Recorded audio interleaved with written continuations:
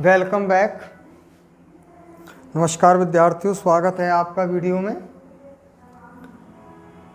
कक्षा 12th math पिछली video में हमने अपव्यय के बारे में बताया था, मैट्रिक्स के बारे में। टॉपिक चल रहा था आपका तीसरा, अपव्यय मैट्रिक्स।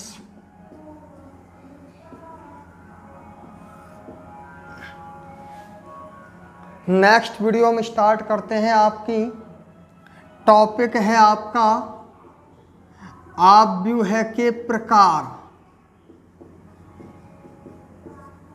मैट्रिक्सों के प्रकार। मैट्रिक्स कितने प्रकार की है? नंबर 1, पंक्ति अपव्यय। पहली है आपकी पंक्ति अपव्यय। पंक्ति अपव्यय वह अपव्यय जिसमें केवल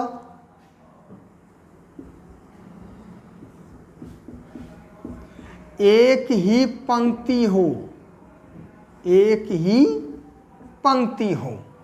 कैसी अपव्यय कहलाती है? पंक्ति अपव्यय कहलाती है। अथवा इसको यूं भी कह सकते हैं, यदि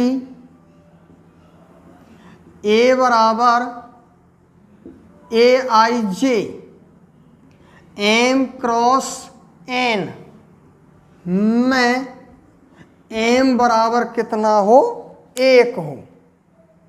ध्यान याद आ गई? M क्रॉस N क्या थी? अपव्यय की कोटि या अपव्यय का क्रम। M क्रॉस N में M पंक्तियों की संख्या को व्यक्त करता है और N स्तंभों की संख्या को व्यक्त करता है। यदि पंक्तियों की संख्या कितनी हो? 1, M बराबर कितना हो? 1 हो, तो जिसमें केवल एक ही पंक्ति होगी तो वो कैसी अपव्यय कहलाएगी? पंक्ति अपव्यय। जैसे फॉर एग्जाम्पल A बराबर 1 2 5, B बराबर 2 6 X Y। ठीक, तो अपव्यय पे गौर करिए। इसमें केवल एक ही पंक्ति है, ओनली एक ही पंक्ति है। एक ही पंक्ति है तो इसे हम पंक्ति अपव्यय कहेंगे। इसकी कोटि बताओ, इस अपव्यय का क्रम क्या है? क्रम कैसे लिखते हैं? M क्रॉस N, पंक्तियों की संख्या इंटू स्तंभों की संख्या। पंक्तियों की संख्या 1 इंटू स्तंभों की संख्या हो गई 3, तो कोटि हो गई 1/3, 1 क्रॉस 3। ये भी एक पंक्ति अपव्यय है। वह अपव्यय जिसमें केवल एक ही पंक्ति हो, ओनली एक ही पंक्ति हो, तो वो कैसी अपव्यय कहलाती है? पंक्ति अपव्यय। जिसकी कोटि कितने है? 1 क्रॉस 4। क्यों? पंक्तियों की संख्या 1 और स्तंभों की संख्या हो गई 4, कोटि हो गई 1 क्रॉस 4, जिसे कहते हैं हम पंक्ति अपव्यय। नंबर 2, स्तंभ अपव्यय।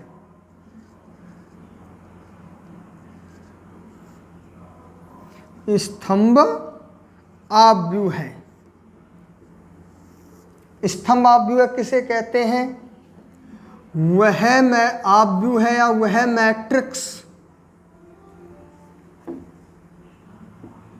जिसमें केवल एक ही स्तंभ हो, जिसमें केवल एक ही स्तंभ हो, वो कैसी अपव्यय कहलाएगी? स्तंभ अपव्यय। अर्थात A बराबर AIJ M क्रॉस N में n बराबर कितना हो, 1 हो, तो वो कैसी आव्यूह कहलाती है, स्तंभ आव्यूह कहलाती है। जैसे फॉर ऑल एग्जाम्पल a बराबर 2 4 6, b बराबर 1 3 5 7, ठीक। वह आव्यूह है जिसमें केवल एक ही स्तंभ हो, एक ही कॉलम हो। इस आव्यूह में स्तंभों की संख्या एक ही है, एक स्तंभ है, तो इसे हम स्तंभ आव्यूह कहते हैं। इसकी कोटि कितनी होगी, 3 क्रॉस 1। क्यों, पहले पंक्तियों की संख्या इंटू स्तंभों की संख्या। पंक्तियों की संख्या हो गई 3 और स्तंभों की संख्या हो गई 1, तो कोटि है गई 3 क्रॉस 1। इस आव्यूह की कोटि बताओ बोलो, कोटि कितने का है 4 क्रॉस 1। कितनी है, 4 क्रॉस 1। क्यों, पंक्तियों की संख्या हो गई 4 और स्तंभों की संख्या हो गई 1, तो कोटि हो गई 4 क्रॉस 1। आगे n बराबर 1, m cross n, m cross n, n बराबर कितना होगा 1, तो वो आव्यूह कैसी कहलाती है, स्तंभ आव्यूह कहलाती है। ठीक। नंबर 3,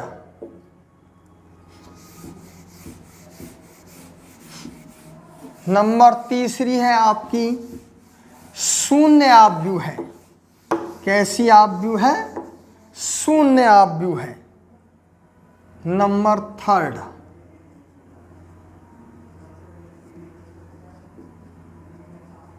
शून्य आव्यूह है। शून्य आव्यूह किसे कहते हैं, वह मैट्रिक्स जिसका प्रत्येक अवयव शून्य हो। वह मैट्रिक्स जिसका प्रत्येक अवयव शून्य हो उसे हम शून्य आव्यूह कहते हैं। वह मैट्रिक्स या वह आव्यूह जिसका प्रत्येक अवयव शून्य हो,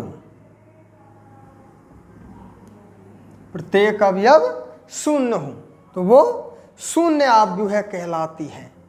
और शून्य आव्यूह को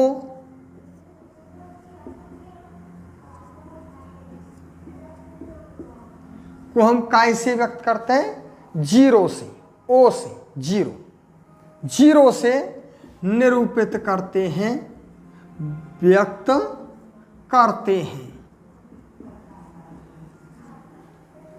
जैसे फॉर ऑल एग्जाम्पल 0 0 0 0 0 0 0 0 0 0, 0 बराबर, इसको हम यहाँ नाम दे दिया मैंने A बराबर, इस आव्यूह का नाम क्या रख दिया मैंने, A। 0 0 0 0 0 0, जिससे हम क्या कहेंगे, शून्य आव्यूह है। तो शून्य आव्यूह को हम 0 से ही निरूपित करते हैं। ठीक, गौर करो, वह आव्यूह जिसका प्रत्येक अवयव शून्य हो, टोटल अवयव शून्य हो, तो वो क्या कहलाती है, शून्य आव्यूह कहलाती है। चाहे आव्यूह की कोटि कितनी भी हो, आव्यूह की कोटि कितनी भी क्यों ना हो, यदि मैट्रिक्स का प्रत्येक अवयव शून्य है तो वो शून्य आव्यूह कहलाती है। इसकी कोटि कितने का है, 3/3। बताओ है कि ना, 3/3। पंक्तियों की संख्या हो गई 3 और स्तंभों की संख्या हो गई 3, तो कोटि है गई 3 क्रॉस 3। इस आव्यूह की कोटि बताओ, 3 क्रॉस 2। पंक्तियों की संख्या 3, स्तंभों की संख्या 2, ये कहलाती है आपकी शून्य आव्यूह है। क्या कहलाता है, शून्य आव्यूह है। इसके बाद आता है नंबर 4, वर्ग आव्यूह है। नंबर 4 वर्ग आव्यूह है। स्क्वायर मैट्रिक्स वर्ग आव्यूह किसे कहते हैं? वह मैट्रिक्स जिसमें पंक्तियों और स्तंभों की संख्या समान हो। पंक्तियों और स्तंभों की संख्या समान है तो वो आव्यूह कैसी कहलाती है? वर्ग आव्यूह है। वह मैट्रिक्स या वह आव्यूह है जिसमें पंक्तियों और स्तंभों की संख्या कैसी हो? समान हो, तो वो वर्ग आव्यूह कहलाती है। अर्थात अथवा A बराबर AIJ M क्रॉस N में M बराबर क्या हो? N हो। M का चीज़ है पंक्तियों की संख्या और N का चीज़ है स्तंभों की संख्या कैसी हो? समान हो, तो वो वर्ग आव्यूह कहलाती है। कैसी मैट्रिक्स कहलाती है? वर्ग मैट्रिक्स। जैसे फॉर एग्जाम्पल दें आपका उदाहरण A बराबर 1 2 5 4 1 2 5 4 अथवा दूसरा एग्जाम्पल V बराबर, थोड़ा जगह नहीं है इसके लिए एग्जाम्पल इधर लिख रहा हूँ मैं, इधर गौर करें। V बराबर 1 2 5 -3 4 6 1 -1 -2। गौर करो दोनों एग्जाम्पलों पर, आप सिस्टेमेटिक ढंग से लिख लेना इनको। आव्यूह है A बराबर पंक्तियों की संख्या 2, स्तंभों की संख्या 2, कोटि है गई 2 क्रॉस 2। तो पंक्ति और स्तंभों की संख्या कैसी है? समान, तो जिसे हम क्या कहते हैं? वर्ग आव्यूह कहते हैं। इधर आ जाओ, इसमें पंक्तियों की संख्या कितनी है? 3, स्तंभों की संख्या कितनी है? 3, तो कोटि हो गई 3/3, 3 क्रॉस 3। 3 क्रॉस 3 क्रम की कैसी आव्यूह है? वर्ग आव्यूह है। तो वर्ग आव्यूह में जितनी पंक्तियां हैं उतने ही स्तंभ होंगी, दोनों की संख्या कैसी होगी? समान होगी। ठीक, अगला पॉइंट है आपका इसमें नंबर 5।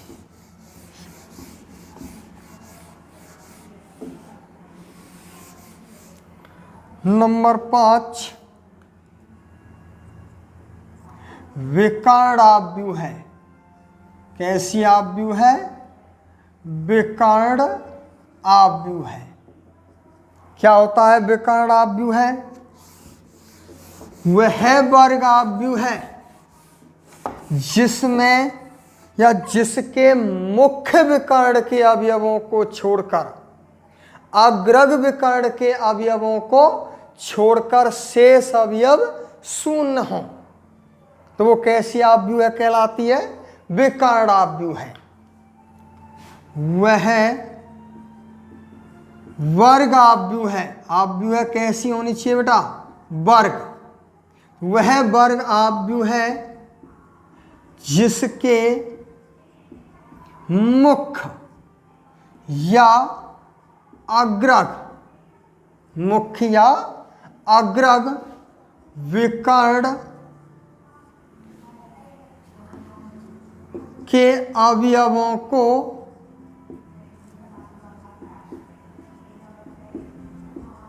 छोड़कर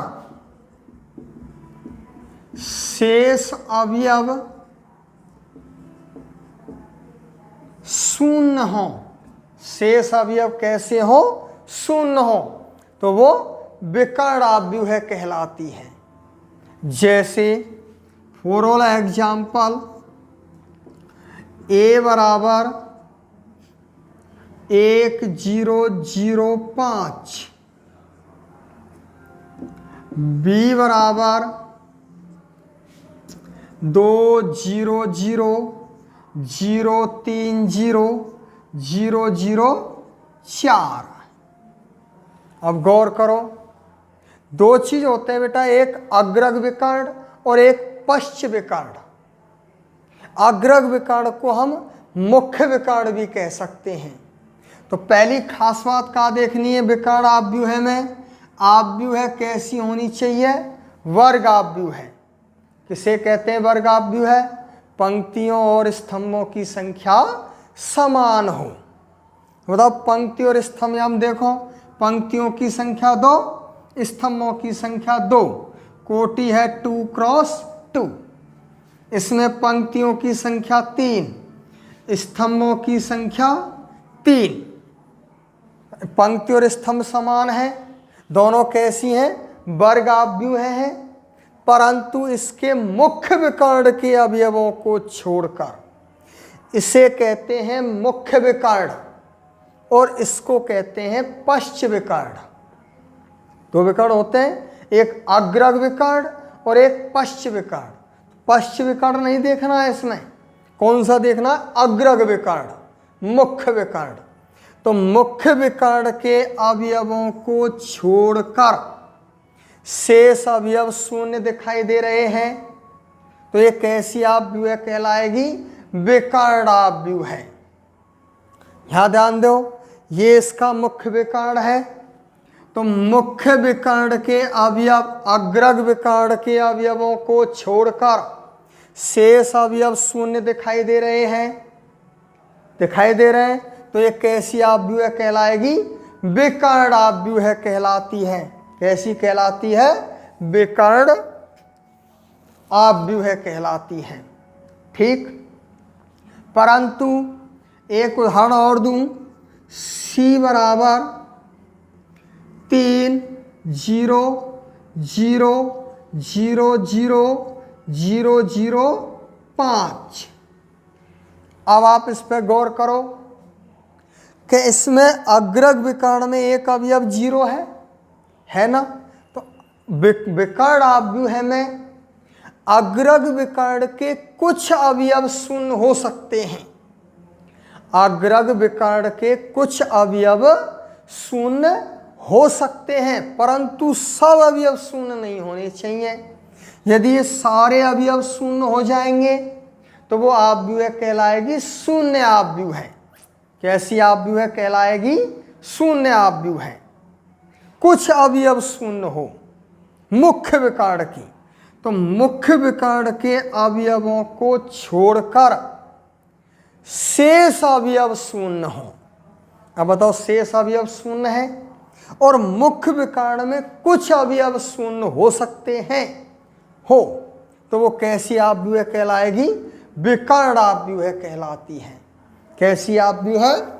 विकर्ण आव्यूह कहलाती है। ठीक, अगला है आपका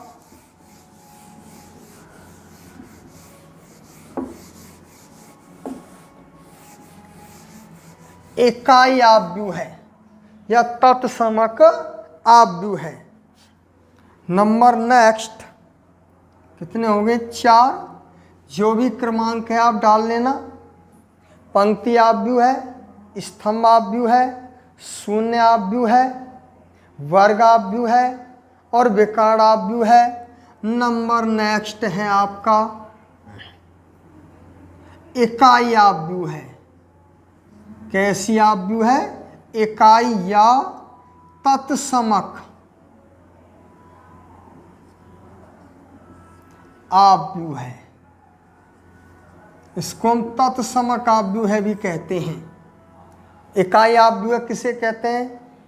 वह वर्ग आव्यूह है जिसके मुख्य विकर्ण के अवयव एक इकाई हो तथा शेष अवयव शून्य हो।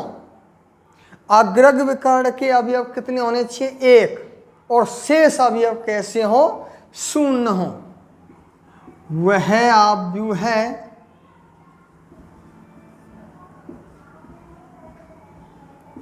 जिसके मुख्य विकर्ण के अवयव एक इकाई हों, एक इकाई, एक वन, एक इकाई हो तथा शेष अवयव क्या हो, शून्य हो, तो वो कैसी आव्यूह कहलाती है, इकाई आव्यूह है। बहुत ज़्यादा काम आएगी ये आपके काजें, बहुत ज़्यादा यूज होगा इसका चैप्टर के अंतर्गत, इकाई आव्यूह का। और इकाई आव्यूह को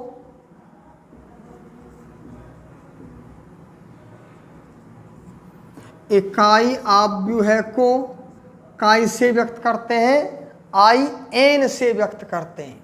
आई आइडेंटिटी, तत्समक, इकाई। एन क्या है यहाँ पर, कोटि। क्यों, तो वह वर्ग आव्यूह है। आव्यूह कैसी होनी चाहिए, वर्ग आव्यूह, जिसके पंक्ति और स्तंभों की संख्या कैसी होनी चाहिए, समान। आई एन से हम व्यक्त करते हैं। काय से व्यक्त करते हैं, आई एन से निरूपित करते हैं। जैसे ए बराबर 1 0 0 0 1 0 0 0 1, बी बराबर 1 0 0 1 है। परिभाषा क्या है, वह वर्ग आव्यूह है। देखो दोनों आव्यूह वर्ग आव्यूह है या नहीं। पंक्तियों की संख्या, स्तंभों की संख्या समान है, 3 3। कोटि है गई 3 क्रॉस 3। यहाँ ध्यान दो, पंक्तियों की संख्या 2, स्तंभों की संख्या 2, कोटि है गई 2 क्रॉस 2। वर्गाव्यूह हो गया, जिसके मुख्य विकर्ण के अवयव एक इकाई हो, एक ही होना चाहिए, एक। तो मुख्य विकर्ण के अवयव एक इकाई दिखाई दे रहे हैं कि ना दे रहे, यहां भी मुख्य विकर्ण के अवयव एक इकाई है, तो इसे हम क्या कहेंगे, इकाई आव्यूह या तत्समक आव्यूह कहते हैं। ठीक। और इकाई आव्यूह को हम काय से व्यक्त करते हैं, आई एन से निरूपित करते हैं। काय से व्यक्त करते हैं, आई एन का मतलब है आई 3। इस आव्यूह को हम क्या कहेंगे, आई 3 कहेंगे। 3 का मतलब है कोटि है 3।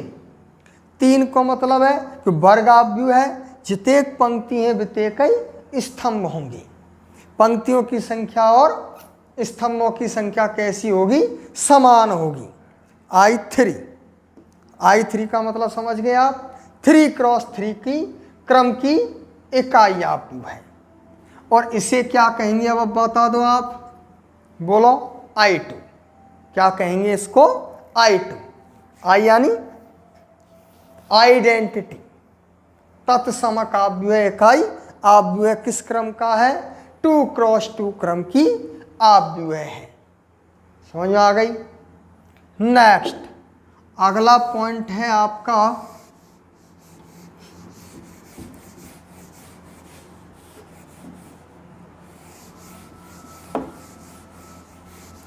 एक चीज और आती है इसके अंतर्गत, लिख दूं नोट। नोट में मुख्य विकर्ण के अवयवों का योग क्या कहलाता है, ट्रेस ए, TRACE,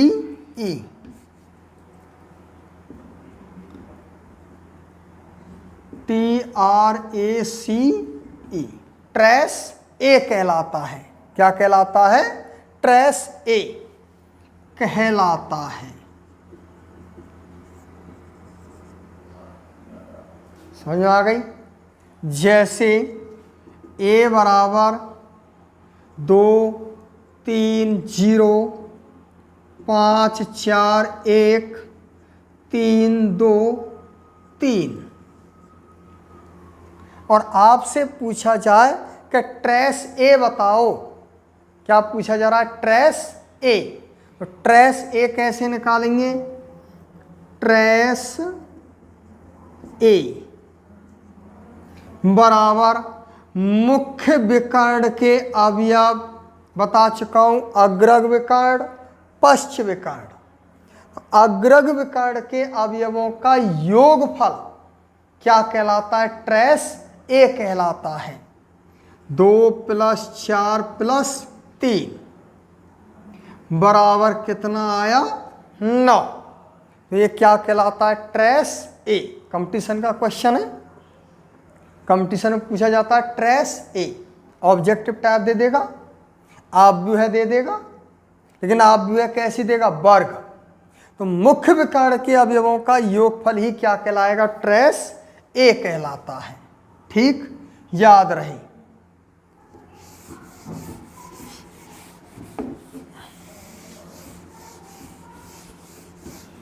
नेक्स्ट पॉइंट आता है आपका 7वां पॉइंट। 7वां पॉइंट क्या है आपका? समान आव्यूह है। कैसी आव्यूह है? समान। दो चीज होती है, एक तुल्य मैट्रिक्स और एक समान मैट्रिक्स। और भी है ऊपरी त्रिभुजाकार, निम्न त्रिभुजाकार। ऊपरी त्रिभुजाकार और निम्न त्रिभुजाकार। और अगली है क्षैतिज आव्यूह है और ऊर्ध्वाधर आव्यूह है। कौन कौन सी? क्षैतिज आव्यूह है और ऊर्ध्वाधर आव्यूह है। देख लो, सभी देख लो। क्षैतिज आव्यूह है। कैसी आव्यूह है? क्षैतिज आव्यूह है। क्या होता है क्षैतिज आव्यूह है? वह आव्यूह है, वह आव्यूह, कैसी भी आव्यूह हो जिसमें स्तंभों की संख्या पंक्तियों की संख्या से अधिक हो। स्तंभों की संख्या अधिक होनी चाहिए पंक्तियों की संख्या से। तो वो कैसी आव्यूह कहलाती है? क्षैतिज आव्यूह कहलाती है। लिख दूं इसको। तो नेक्स्ट वीडियो में हम आपको, अब आप यहां तक स्टडी कर लो, ठीक। और नेक्स्ट वीडियो में हम आपको यहां से स्टार्ट कर देंगे। समझ में आ गई? ठीक। अगली वीडियो में आप, चलो इसको तो करा ही देता हूं यहां तक, इसको और लिखा दूं। वह आव्यूह है जिसमें स्तंभों की संख्या पंक्तियों की संख्या से कैसी हो? अधिक। स्तंभों की संख्या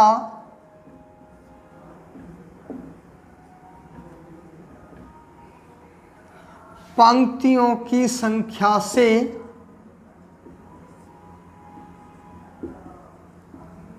कैसी हो?